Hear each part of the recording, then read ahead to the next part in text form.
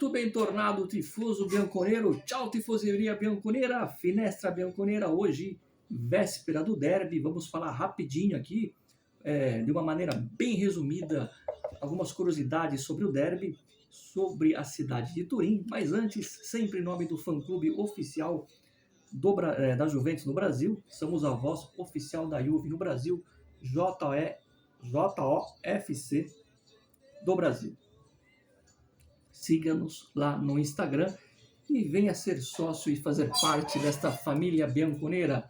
Se você não conhece o canal, inscreva-se, ativa o sino e fique ligado, porque em dezembro tem sorteio de uma camisa oficial da Juventus, a camisa número 1, aquela camisa toda zebrada. Bom, primeiramente, antes que eu me esqueça, tivemos essa semana o anaversário do Camoranesi, ítalo-argentino, que virou um símbolo quando ficou na Juventus na disputa daquela Série B, daquela falácia que fizeram com a Juve. Parabéns ao Camoranesi, muitos anos de vida.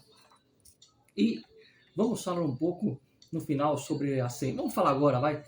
Saiu a sentença do Pogba, né? O Pogba que acaba ficando condenado aí. Infelizmente, para mim, e acredito que para muitos de vocês, fim de carreira para o Paul Pogba, para o nosso Polpo, porque foi infeliz e tem que pagar. Foi infantil, não consultou os médicos da Juventus. Nos Estados Unidos não é proibido, na Itália era proibida o que ele usou ali, né, para testosterona, e vai cumprir a pena. Esse é um ponto. E no final do vídeo, duas notícias muito bacanas que vão deixar você feliz, torcedor da Juventus. Vamos falar um pouco do derby? Vamos lá. Vamos falar o seguinte: assim como você tem vários clássicos espalhados pelo mundo, na própria Itália, né, o clássico de Milão, o Derby della Madonnina. Madonnina é uma santa, né, a Nossa Senhora, a Madonna, que tem lá na igreja de Milão, e é o Derby de Milão, Inter contra Milan, Milan contra Inter, assim como você tem o River Plate contra o Boca Juniors, né, outro grande clássico do futebol mundial, e por aí vai, né? Por exemplo, muita gente acha que o grande rival do Real Madrid é o Barcelona. Negativo, é o Atlético de Madrid. Se você andar pelas ruas de Madrid com a camisa do Barcelona, no máximo vão te olhar meio estranho, mas nada demais. Mas se você andar em Madrid com a camisa do Atlético de Madrid, você corre o risco de levar uns tapas na orelha, com certeza, né? Nada de que vão te matar, nada disso. Mas você será hostilizado porque o clássico local pesa e pesa muito. E na Itália não é diferente em Turim. O que acontece é que o Torino, depois daquele acidente aéreo nos anos 40, né, o grande Torino, o grande Toro, o Torino nunca mais foi o mesmo time. Me arrisco a dizer que a Itália seria campeã do mundo se aquele time do Torino não tivesse sofrido aquela tragédia aérea.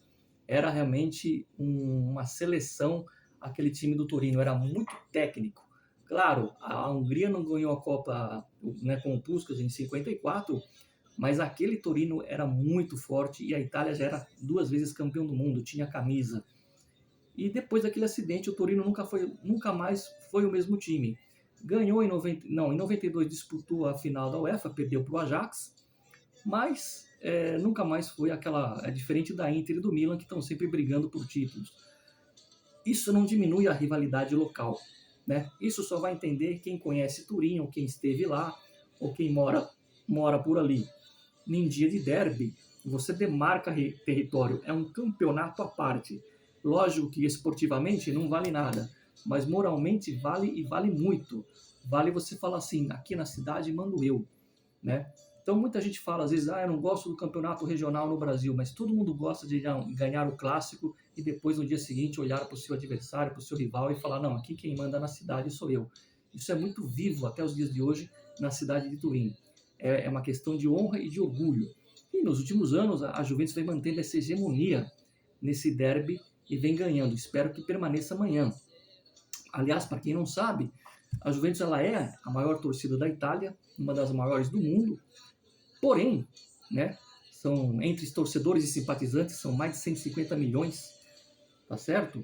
E perde só para o Real Madrid, dizem que o Barcelona tem mais, mas eu não acredito. E na cidade de Turim, quem domina, quem tem maioria é os torineses, os torcedores do Torino, e não os torcedores do Juventus. A diferença é pouca, diminuiu nos últimos anos, mas ainda o torcedor do Torino é maioria em Turim, entendeu? E isso também pesa, porque, como eu disse, a cidade respira como se fosse uma final de campeonato, é um campeonato à parte, né? Se você for na Argentina, Boca e River é um campeonato à parte, tem que ganhar o derby. E depois o que importa, lógico, é o título, né?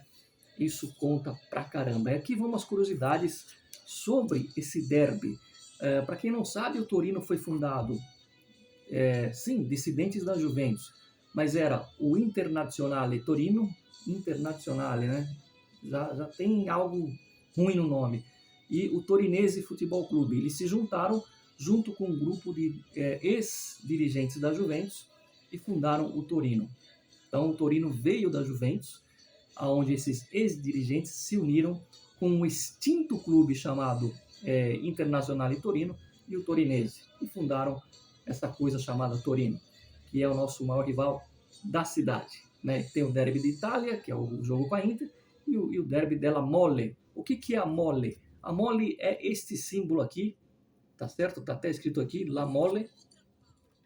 É o símbolo da cidade de Turim. Isso aqui é o Museu da Imagem do Som em Turim. Aqui dentro é o museu, para quem não sabe, né? Tem aqui o museu, tem lá a capa do Super-Homem, né? Aquele filme, o primeiro filme do Super-Homem, tá lá, como tantas outras relíquias do cinema. E aqui a vista panorâmica da cidade, nesse terraço aqui. Quem for um dia para Turim, eu recomendo, visite o Museu da Imagem do Som, a Mole Antonelliana. É alto pra caramba isso aqui, não parece, mas é muito alto, né? Tem um elevador panorâmico aqui dentro que para quem não gosta de altura, não olhe para baixo. Mas é como se tivesse, o Fla-Flu fosse o derby do Cristo Redentor. Ponto. Para quem não pescou bem a ideia. É o símbolo da cidade, assim como o Cristo Redentor é o símbolo do Rio, é como se fosse, então, Fla-Flu, derby do Cristo Redentor. E aí é o derby da Mole. Ainda falando um pouco dessa questão histórica, curiosidade rapidinha. A primeira narração, eu que gosto de rádio, né, sou mais saudosista, até hoje eu ouço os rádios, as narrações futebolísticas por rádio, né? Muitas vezes eu deixo a TV no mudo e ouço os próprios jogos da Juventus, eu deixo no link no mudo e ouço pela Rádio Rai. A primeira radiação, né, a primeira narração, né, de futebol no rádio do derby aconteceu em 32, entre Juventus e Torino, né, no ano de 32. Infelizmente, no primeiro clássico da história, o Torino venceu por 2-1. Mas hoje em dia, a gente dá as cartas, a gente consegue fazer muito, né, nessa questão do derby della Mole. Então é isso. E eu vou terminar o vídeo, né, ainda sobre essa curiosidade do derby. A cidade de Torino tem como um símbolo um touro, evidentemente. Todo mundo lembra o distintivo, eu não vou ter aqui, não, eu até tenho aqui o distintivo antigo da Juventus. Ela tem aqui um touro, né? Um touro. E o símbolo do Torino, até hoje tem lá o touro, né? Muita gente na época contestou quando mudou o distintivo, né? Alguns torcedores até gostaram porque tirou o touro para dizer que a Juventus não é de Turim, ela é do mundo inteiro, enfim. Faz sentido.